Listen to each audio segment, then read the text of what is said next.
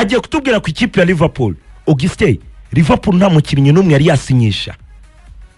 Abafana ba Liverpool baribaza ubundi ikipe yacu imeze ite. Reka twumve Mark McAdam, senior reporter, umwe mu senior reporters ba Sky Sports. Mark McAdam.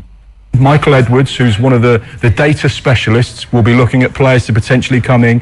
The same with Richard Hughes, who's been operating as a sporting director for over 10 years in the Premier League, largely. They will be working together. They've got a long-standing 20-year relationship, and they will be looking to attack the market at some stage. I can guarantee you Liverpool will sign players in this summer, but don't worry, Liverpool fans, because they'll be looking and thinking, why are they not doing it now? Just let things evolve naturally. Arne Slot will be a key decision maker in any new face at Anfield.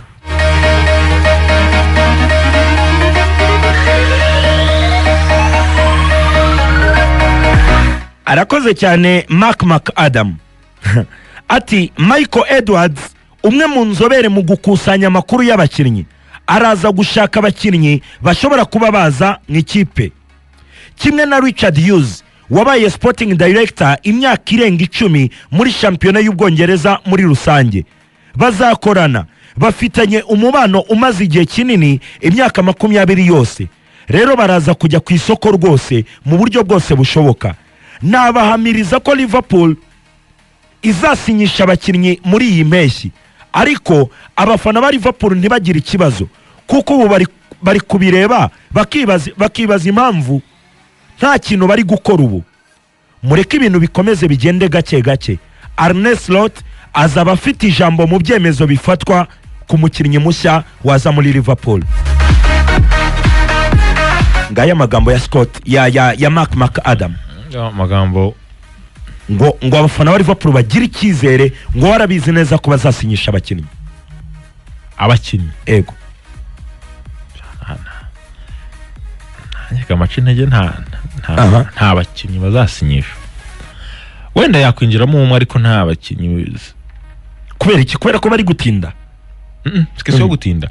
Ahubwo no kumenya ngo profile burya kenshi umutoza iyo arure karama sawa Nyarubeti nyoko hano Kigali avuga ati reka tibe utsinda perime mu bindinze ati nta mwataka bahise binaga ku kanya. Umutoza wese iyo ukoze wakwamana ikipe byibuze 3 semaines utararekarama ngo umanika amaboko, utaragaragaza ko ari ikibazo kidasanzwe muri club yawe, utarakira aba senior players,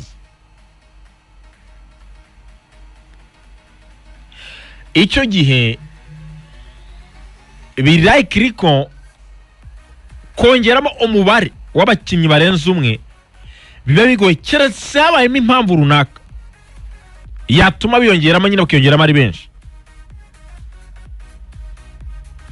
Niyo mpamvu Liverpool mu bibazo ifite ntabwo ifite ibibazo by'amaprofile amwe n'amwe. Hari imyanya na Klopp yasize ifite ibibazo. Yego. Niyo umuntu agira ikibazo.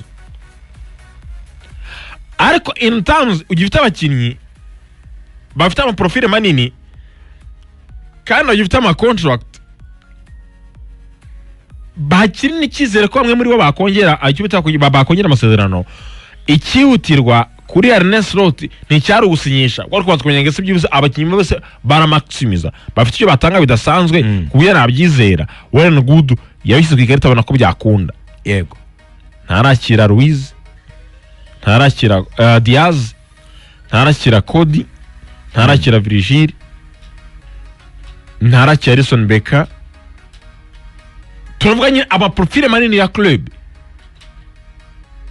Usibye ikibazo runaka gihari kidasanzwe, bamwe n'abakinnyi umukinnyi we na Mukaseri uri kuri classe nk'iya Liverpool, ariko abandi bakinnyi ubone bayema Alex Makarista, abandi bakinnyi bahari amaprofile yabo ni manini, keretse kongeramo icyo batanga ni backup players abaza kugira ngo ikipe yabo igire squad nini kandi squad competitive ya squad ya hatana buri kintu cyose kubera ubunini bwayo. None se igihe hagira abakinnyi bavamo Auguste biragoye rero. Keretse bagiye muri Arabia Saudite. Ego. Nta kipe iri kwikareba gukura umukino Liverpool uyu munsi hari